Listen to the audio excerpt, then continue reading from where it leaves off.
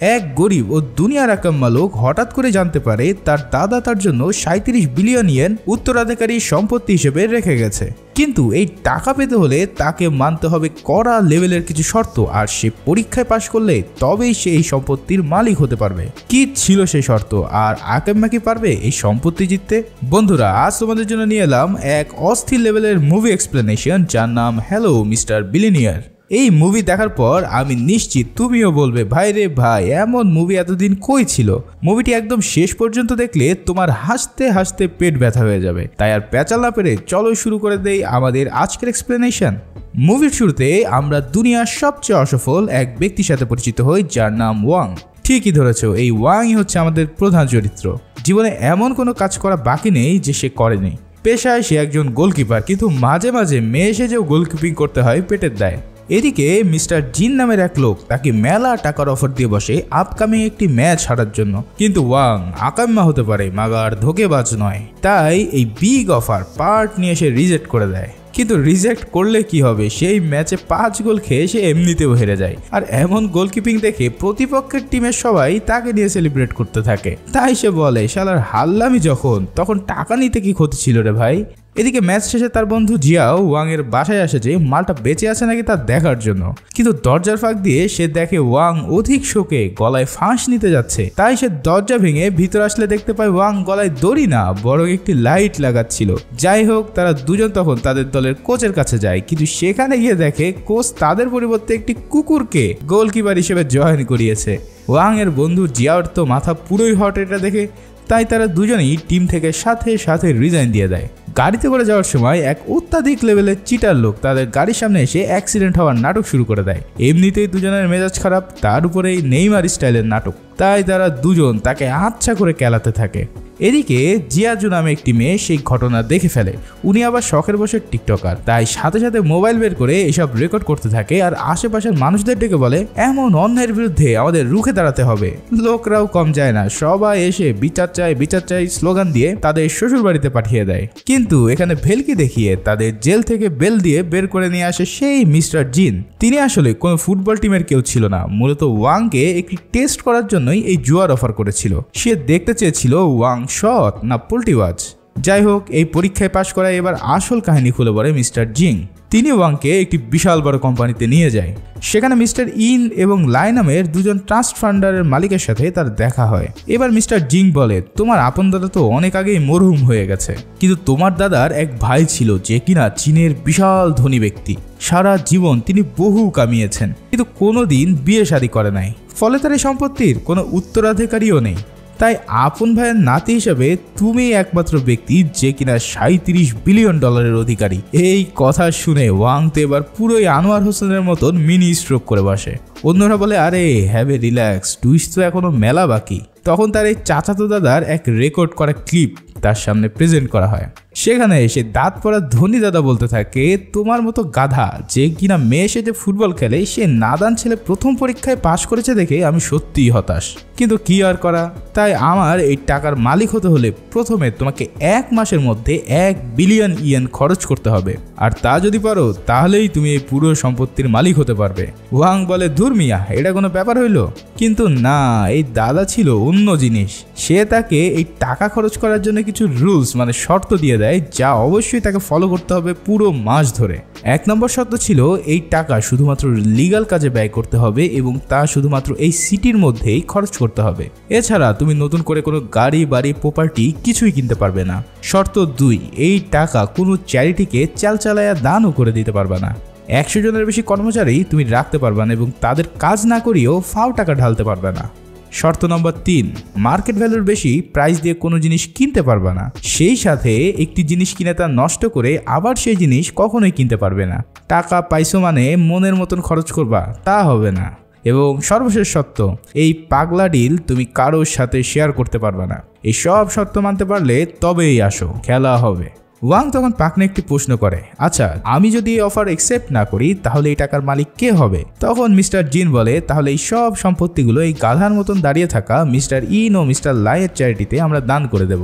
অনেক ভেবে ওয়াং তখন সব সত্য মেনে নেয় আর 1 বিলিয়ন খরচ করার জন্য কন্ট্রাক্টে সাইন করে। আর এখান থেকে শুরু হয় আসল মজা। এখন এত টাকা পয়সা খরচের হিসাব করতে তো একজন অ্যাকাউন্টেন্ট লাগবে, তাই না? তাই মিস্টার জিং একটি মেয়েকে অ্যাপয়েন্টমেন্ট করে, আর সে ছিল সেই টিকটকার ওরফে জিয়া জু। তাকে দেখেই তো ব্যাটার পুরোই মেজাজ খারাপ হয়ে যায়। ওয়াং তখন বলে, তোরেই তো খুঁজতেছি বেটি, তোর জন্য আমার জেলের ভাত খাওয়া লাগছে। টিকটকারও কম না, সেও সব জানিয়ে দেয় এই খ্যাত পাবলিকের সাথে সে কাজ করবে না। কিন্তু ওয়াং বলে, আমার এরই চাই, মেলা হিসাব নিকাজ এর সাথে বাকি আছে। এরপর বাধ্য হয়ে জিয়াজু তার কাজ করতে রাজি হয়। এবার পালা এত টাকার একটি ঝলক দেখার। বিশাল এক বাংকারে তাদের নিয়ে যাওয়া হয়, আর সেখানেই থরে থরে টাকার গোডাউন দেখে ওয়াং ও তার বন্ধুর প্যান্ট পুরাই ডাউন হয়ে যায়। বাপ কেন, তার 100 গোষ্ঠীর মধ্যেও এমন টাকা কেউ কখনো একসাথে দেখে নাই। তাদের হুঁশ ফিরে আসলে এবং ওয়াং বলে, চলো আমাদের প্রথম টাকা ওড়ানো শুরু করা যাক। তাই ওয়াং তখন তার ফুটবল মাঠে উপস্থিত হয়। সেখানে গিয়ে সে বলে, আমি এই মাঠকে বিশ্বমানের মাঠ বানাবো আর তোমাদের সবাইকে সাইন করব ভালো টাকার বিনিময়ে। গরিবের মুখে এরকম বড়লোকি ভাব দেখে তার কোচ বলে, ভাই ওয়াং, এই টাকা ধর আর পাগলা ডাক্তার দেখা ভাই, তোর মানসিক চিকিৎসার প্রয়োজন। ওয়াং তখন ওয়াকি টকি দিয়ে তার মানুষদেরকে টাকা নিয়ে আসতে বললে সবাই ভিমড়ি খেয়ে যায়। দুনিয়ার সবচেয়ে আজারের টিম তো তার কেনা হয়ে গেল, এবার খরচ আরো বাড়াতে হবে। তাই ওয়াং তার পুরো টিমকে নিয়ে শহরের সবচেয়ে দামি 5 স্টার হোটেলে চলে যায়। সেখানকার ম্যানেজার এই গরিবসদেরকে দেখে বলে, স্যার এটা হোটেল, এখানে ছবি তোলার জায়গা না। তখন ওয়াং বলে, তোমার এই হোটেলটা আমি কিনে নিতে পারতাম, কিন্তু বিশেষ কারণে সেটা সম্ভব হচ্ছে না। কি আর করা, তাহলে একটা কাজ করি, তোমার পুরো হোটেল 1 মাসের জন্য আমি ভাড়া নিয়ে নিলাম, যাতে করে আমার সব বন্ধুরা আরামায়েসে থাকতে পারে। তুমি ইনভয়েস পাঠাও, আমি এক্ষুনি পেড করে দিচ্ছি। এমন অফার পেয়ে হোটেল ম্যানেজার তার আনন্দে আটখানা হয়ে যায়। থাকার ব্যবস্থা তো হয়ে গেল, কিন্তু এবার খাওয়ার পালা। এমন খাবার পেয়ে তারা গরুর মতন খেতে থাকে। এই মালটাকে একবার দেখো, মনে হচ্ছে হয়তো কয়েকশো বছর এই বেচারা না খেয়ে আছে। আসলে ফাও পেলে কেবল বাঙালি না, পুরো বিশ্বে সবাই আলকাতরাও খায়। এমন খাই খাই পরিবেশে ওয়াং এবার স্টেজে দাঁড়িয়ে বক্তব্য দিতে থাকে, আর সেখানে সে বলে, আমি একটি নতুন কোম্পানি খুলবো, আর সেই কোম্পানির সিইও পদের জন্য তার বন্ধু জিয়াওকে সিলেক্ট করে।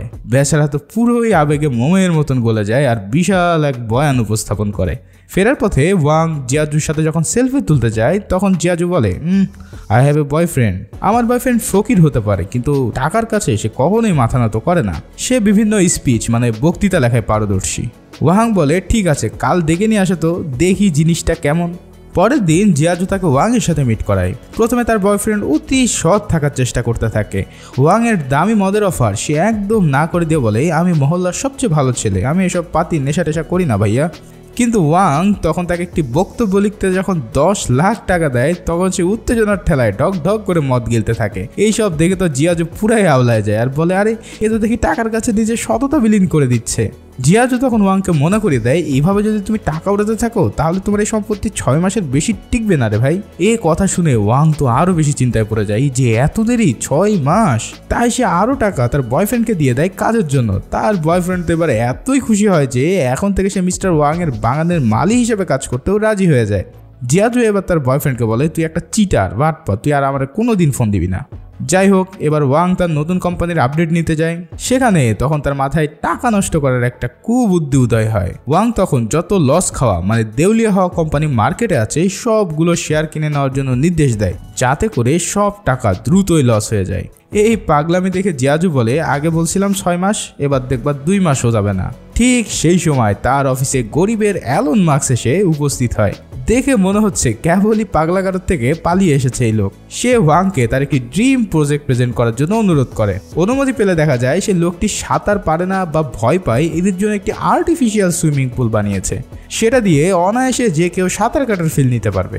এমন বোকা ছেলের মতন আইডিয়া দেখে সবাই তাকে দূর দূর করে তাড়িয়ে দিতে চায়, কিন্তু ওয়াং এর তো এমন গাজখুরি আইডিয়াই লাগবে তার সব টাকা শেষ করার জন্য। তাই সে তার প্রজেক্ট অ্যাপ্রুভ করে আর পুরো প্রজেক্টের টাকা একবারেই দিয়ে দেয়। এই কাজ দেখে সেখানের বাবুর্চি থেকে শুরু করে সবাই তাদের ড্রিম প্রজেক্ট প্রেজেন্ট করা শুরু করে দেয়, আর ওয়াং সবার প্রজেক্টে ইনভেস্টমেন্ট করা শুরু করে দেয়। এসব পাগলামি দেখে জিয়াজু তো পুরাই শক, আর ভাবে যে মানুষ টাকা কামাইতে পারে না, আর এই পাপি লোকটা পানিতে ফেলাইতেছে কেন? Why mister Wang, why? পরের দিন দেখা যায় ওয়াং দেশের সবচেয়ে দামি স্পা নিচ্ছে, কিন্তু তাতেও তার মন খারাপ, কারণ তাদের যে সার্ভিস ফি তা দিয়ে টানা 10 বছর স্পা নিলেও তার টাকা শেষ হবে না। মেয়েটা সস্তা সার্ভিসের কথা শুনে বলে, স্যার এটা তো ট্রেলার, টাকা খরচ করতে হলে আসল সিনেমা দেখতে হবে, আর আসল সিনেমা কি তা তো তোমরা বুঝতেই পারছো। এই কাহিনী দেখে ওয়াং তো লজ্জাই বাঁচে না, সে কোনোভাবেই এই প্রিমিয়াম সার্ভিস নেবে না, আর মেয়েটিও কোনোভাবে সার্ভিস না দিয়ে ছাড়বে না। এমন সময় সেখানে জিয়াজু এসে দেখে ওয়াং মশাই এসব প্রিমিয়াম সার্ভিস নিচ্ছে। লজ্জায় সে মাথা নিচু করে সেখান থেকে বের হয়ে যায়। পরে ওয়াং তাকে বলে, আমি পাগল হতে পারি কিন্তু এইসব কাজ আমি করি না, আমি এইসব সার্ভিসের ব্যাপারে খুব লয়াল। এদিকে বাগানে এসে দেখে জিয়াজুর বয়ফ্রেন্ড মন দিয়ে মালির কাজ করছে, আর এসব দেখে জিয়াজু তার সাথে ব্রেকআপ করে বসে। ওয়াং এর মাথায় এবার আরো একটি কড়া বুদ্ধি আসে। সে পৃথিবীর সবচেয়ে বড় বিজনেস কনসালটেন্ট মিস্টার লাটিফেকে ইনভাইট করে তার দেশে।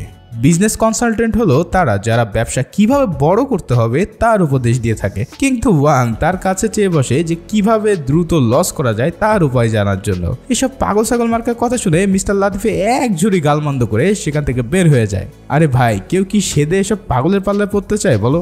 এভাবেই তার রাজকীয় দিনরাত কাটতে থাকে। যতভাবে টাকা নষ্ট করা যায় সব কিছুই ওয়াং ট্রাই করতে থাকে, কিন্তু এরই মধ্যে একদিন তার জন্য বিশাল বিশাল দুঃসংবাদ আসতে শুরু করে। অফিসে গিয়ে সে দেখে যে সকল শেয়ার সে কিনেছিল তাদের কোম্পানিতে হিউজ ইনভেস্টের কারণে সব শেয়ার মূল্য বেড়ে কয়েকশো গুণ হয়ে গেছে। সেই শেয়ার থেকে প্রায় $10 মিলিয়ন তাদের আয় হয়েছে।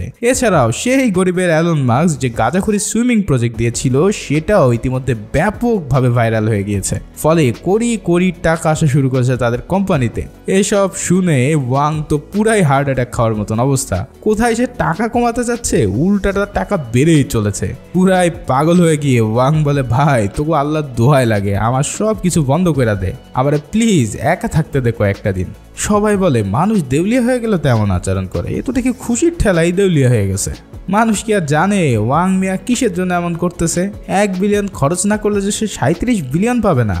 এদিকে জিয়াজুর আজকে জন্মদিন ছিল, কিন্তু সেটা উদযাপন করার মতো কেউ ছিল না। ঠিক তখনই সেখানে তার বয়ফ্রেন্ড ফুল হাতে নিয়ে উপস্থিত হয়। জিয়াজু তো খুব খুশি যে তার জন্মদিন সেলিব্রেট করার জন্য তার বয়ফ্রেন্ড এসেছে, কিন্তু পরে দেখা যায় সে এসেছে জিয়াজুকে দিয়ে মিস্টার ওয়াংকে রিকোয়েস্ট করানোর জন্য যাতে তাকে আরো টাকার সাপোর্ট দেওয়া হয়।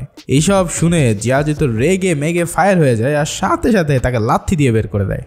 এরপর জিয়াজু ওয়াং এর কাছে অফিসের কাজ নিয়ে আসে, কিন্তু ওয়াং জানায় আজ আর কোনো কাজ নয়, দেখো তোমার জন্য একটা সারপ্রাইজ আছে। এই বলে সে রাতের আকাশে আতশবাজি দিয়ে ভরিয়ে দেয়। আসলে ওয়াং এর তো টাকা খরচ করা লাগবে, তাই সে পুরো শহরে এক বিশাল জমকালো আতশবাজির অনুষ্ঠান করে। কিন্তু জিয়াজু বলে, তুমি নিশ্চয়ই আমার জন্মদিনের সারপ্রাইজ দিতে এটা করেছো তাই না? ওয়াং মনে মনে বলে, এটাই সুযোগ পার্ট নেওয়ার। সেও বলে, হ্যাঁ তোমার জন্মদিনের জন্যই তো আমার এসব আয়োজন করা। সেই সময় জিয়াজু বলে, এই বেটা তুমি আবার আমাকে প্রেমের ফেলানোর মতলবে নাই তো? আসলে ওয়াং সাহেবও ইতিমধ্যে তার প্রেমেই পড়ে গিয়েছিল, কিন্তু বলতে পারছিল না। বাট জিয়াজু তাকে বড় ভাইয়ের জন্য ফেলে দেয়, আর তখন ওয়াং আরো কুৎবুদ্ধি আটতে থাকে যে কিভাবে তাকে ইমপ্রেস করা যায়। তাই সে পরের দিন পুরো শহরে তার ভালোবাসার কথা জানিয়ে বিলবোর্ড টানিয়ে দেয়। সকালে জিয়াজু বাসা থেকে বের হয়ে দেখতে পাই সবাই তার পিছু নিয়েছে অটোগ্রাফ আর সেলফি তোলার জন্য। কাহিনী বুঝতে পেরে জিয়াজু কোনো রকম একটি গাড়িতে উঠে পালিয়ে বাঁচে। গাড়িতে আসার সময় সে আবারও সেই গরিবের নেইমারকে দেখতে পায়, যে কিনা গাড়ি দেখলেই তার সামনে গিয়ে অ্যাক্সিডেন্টের ভং ধরে। এবার জিয়াজু বুঝতে পারে ওয়াং সেদিন সত্য কথাই বলেছিল, কিন্তু সে তাকে ভুল বুঝে জেলের ভাত খাইয়ে ছেড়েছে। তাই সে ওয়াং এর কাছে গিয়ে সরি বলে, আর ওয়াং এই খুশিতে জিয়াজুর সবচেয়ে পছন্দের সিঙ্গারকে ডেকে নিয়ে এসে এক প্রাইভেট কনসার্টের আয়োজন করে। এই কনসার্ট জিয়াজুর অনেক পছন্দ হয়, আর সে সারা রাত ধরে উপভোগ করতে থাকে। কিন্তু এত কিছুর পরেও তার বিভিন্ন ইনভেস্টমেন্ট থেকে টাকা বেড়েই চলেছে। তাই এবার সে তার বেস্ট বুদ্ধির চাল দেয় যে সব টাকা হাওয়া করার জন্য। সে পুরো শহরের প্রেস ও মিডিয়াকে ইনভাইট করে এক পাগলাটে ঘোষণা দিয়ে বসে। ওয়াং বলে, আমি নতুন একটি ইন্স্যুরেন্স খুলতে যাচ্ছি যেখানে সবাইকে ওয়েট লস মানে ওজন কমানোর চ্যালেঞ্জ জানাচ্ছি। যদি কেউ 1 কেজি ওয়েট লস করতে পারে তাহলে আমি তাকে 1000 ইয়েন দেব। তাই 1 সপ্তাহের মধ্যে যে যত বেশি ওজন কমাতে পারবে সে তত বেশি ইনকাম করতে পারবে। এই ঘোষণা শোনার পর পুরো শহরের সবাই পাগলের মতন ওজন কমানোর মিশনে নেমে পড়ে। কেউ এখন আর লিফট বা এক্সেলেটর সিঁড়ি ব্যবহার করে না, সবাই হেঁটে দৌড়ে সিঁড়ি বেয়ে ওঠে। অফিসের কাজ করার সময়ও সবাই ব্যস্ত থাকে ওজন কমানোর জন্য। এমনকি ট্রাফিক পুলিশও নেচে নেচে তার কাজ করতে থাকে। সবার এমন প্রাণপণ ওয়ার্কআউটের কারণে মানুষ দ্রুতই তার ওজন কমিয়ে ফেলতে সক্ষম হয়, আর ওয়াং এরও টাকা দ্রুতই শেষ হতে থাকে। যাক, অবশেষে টাকা খরচ করার একটা মক্ষম উপায় পেয়ে যায় ওয়াং। কিন্তু এই কাজে বাধা দেয় তার সেই দুই প্রতিপক্ষ। তারা মিস্টার জিনের কাছে গিয়ে বলে এটা তো রুলসের বাইরে, সে তো হুদাই মানুষকে টাকা দিয়ে দিচ্ছে। কিন্তু মিস্টার জিন বলে এটা রুলসের মধ্যেই পড়ে, এখানে কাজের বিনিময়ে সে টাকা দিচ্ছে যা আমাদের রুলসের মধ্যেই ছিল, তাই এই কাজে আমি তাকে বাধা দিতে পারি না। আসলে প্রথম থেকে ওই দুই পাপি বান্দা ওয়াং এর বিরুদ্ধেই ছিল, তাই তারা সেই স্পা করা মেয়েটাকে পাঠিয়েছিল যাতে তারা মায়াজালে ফেলে ওয়াংকে রুলসের বাইরে কাজ করাতে পারে। কিন্তু ওয়াং এর সততার কাছে সেদিন তারা হেরে যায়। ওয়াং এর এই অকল্পনীয় উদ্যোগের জন্য সরকারের পক্ষ থেকে তাকে বিশাল সম্মান জানানো হয়। সেই অনুষ্ঠানে ওয়াং বলে আমার একটি ছোট্ট ফুটবল টিম আছে, আর এই টিম দিয়ে আমি দেশের সবচেয়ে বড় ফুটবল টিম হান্তায়ের সাথে একটি প্রীতি ম্যাচ আয়োজন করতে যাচ্ছি। আশা করি সবাই আমাদের সাপোর্ট দিবেন আর খেলা দেখে আসবেন। আসলে ওয়াং ওই হান্তাই টিমকে কয়েক গুণ বেশি টাকা দিয়ে এই খেলায় নিয়ে আসার জন্য রাজি করিয়েছিল। আসলে কোথায় হাতের ফুল আর কোথায় লিভারপুল, এই টিম যদি গোল দেওয়া শুরু করে তাহলে কমপক্ষে 50টা গোল দিবে। তাই হেন্তাই টিম তখন বলে আমরা এই ম্যাচ তখনই জিতবো যদি আমরা 10 গোল দিতে পারি। তার মানে হলো পুরো খেলায় 10 গোলের বেশি হলেই ম্যাচ জিতে যাবে হান্তাই। খেলার দিন পুরো স্টেডিয়াম দর্শকে পরিপূর্ণ, আর তার 99 ভাগই হচ্ছে হান্তাইয়ের সাপোর্টার। মাত্র এইটুকু সাপোর্টার দেখা মেলে ওয়াং এর টিমের জন্য। ওয়াং এর টিমের সাপোর্টার না থাকতে পারে, কিন্তু তারা মেলা মালপানির লোক, তাই তো পুরো টিম হেলিকপ্টারে চড়ে ল্যান্ড করে মাঠে। ওয়াং এর দলের প্লেয়ার বুদ্ধি করে অন্য দলের ক্যাপ্টেনের বউকে নিয়ে দুষ্টু মন্তব্য করতে থাকে। এতে করে রক্ত গরম হয়ে গেলে এক ঘুষি বসিয়ে দেয় তার বন্ধুর নাকে। ফলাফল তাকে রেড কার্ড দিয়ে বের করে দেওয়া হয়। কিন্তু তারপরে ওয়াং এর দল হাফ টাইমের আগে 8 গোল খেয়ে বসে। হাফ টাইমে তারা ব্রাজিলের কোচ তিতের মতন শক্তিশালী ডিফেন্সের প্ল্যান করে মাঠে নামে। আর যাই হোক, কোনো গোল খাওয়া যাবে না, তাই তারা সবাই মিলে একজনকে ঘিরে ধরে। তবুও তারা আরো 1 গোল খেয়ে যায়, আর এরপর তাদের সকল প্লেয়াররা গোল পোস্টের সামনে দাঁড়িয়ে যায় গোল আটকানোর জন্য। একের পর এক শট তাদের প্লেয়ার ঠেকাতে থাকে, কেউ মুখ দিয়ে, কেউ হাত দিয়ে, আবার কেউ বংশধরের মেশিন দিয়ে। এভাবেই একে একে সব গোল ঠেকিয়ে পুরো খেলার সময় পার করে দেয়, আর সেই ম্যাচ 0-9 গোলে জিতে যায় ওয়াং এর টিম। ট্রফি দেওয়ার সময় সেই হান্তাই টিমকে ট্রফির মধ্যে থেকে ট্রফির একটা বাচ্চা উপহার দেওয়া হয়। এরই মাঝে ওয়াং এর কাছে কল আসে যে জিয়াজুকে কারা যেন কিডন্যাপ করেছে। তারা 10 মিলিয়ন ইয়েন দাবি করে বসে ওয়াং এর কাছে। ওয়াং এর কাছে এই টাকা তো কোনো ব্যাপার না, কিন্তু নিয়ম অনুযায়ী সে শুধুমাত্র নিজের জন্যই টাকা খরচ করতে পারবে। তাই হয় তাকে রুলস ভেঙে টাকা দিতে হবে, অন্যথায় জিয়াজুকে হারাতে হবে। এ তো এক কঠিন সমীকরণে পড়ে গেল ওয়াং। সে এবার মিস্টার জিনের কাছে 10 মিলিয়ন টাকা ধার চায়, কিন্তু জিন তাকে বলে আমি এই বিষয়ে কোনো হেল্প করতে পারবো না। আসলে এটা ছিল ওয়াং এর সর্বশেষ পরীক্ষা। তার দাদা জানতে চেয়েছিল ওয়াং এর কাছে টাকা বড় নাকি মানবিকতা বড়। মূলত মিস্টার জিনই জিয়াজুকে কিডন্যাপ করেছিল আর তাকে সব খুলে বলেছিল। জিয়া তো বলে এত টাকার জন্য ওয়াং মিয়া আমাকে কখনোই বাঁচাতে আসবে না, কিন্তু সবাইকে অবাক করে দিয়ে ওয়াং তার সব টাকার লোভ ছেড়ে 10 মিলিয়ন টাকা নিয়ে চলে আসে জিয়াজুকে বাঁচানোর জন্য। বেচারা মেলা কান্না করতে থাকে আর বলতে থাকে আরে বেটি, কিডন্যাপ হওয়ার আর সময় পাইলি না, আর কয়দিন পরে হইতি। টাকার চেয়ে মানবতাকে প্রাধান্য দেওয়ায় তাকে পুরো সম্পত্তির মালিক বানিয়ে দেয় তার দাদা। এছাড়াও জিয়াজু পেয়ে যায় তার আসল ভালোবাসার মানুষকে। এরপর কেটে যায় বেশ কয়েকদিন, আর এরই মধ্যে জিয়াজু প্রেগনেন্ট হয়ে যায়। এবার তার এক ফাউন্ডেশনে যায় তাদের সকল সম্পত্তি দান করার জন্য।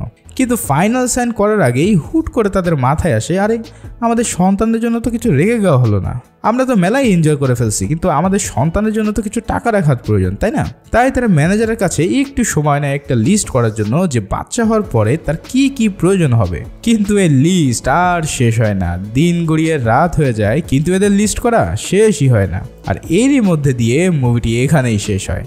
তোমাদের কি মনে হয় অদতেও কি তারা টাকা ডোনেট করতে পারবে?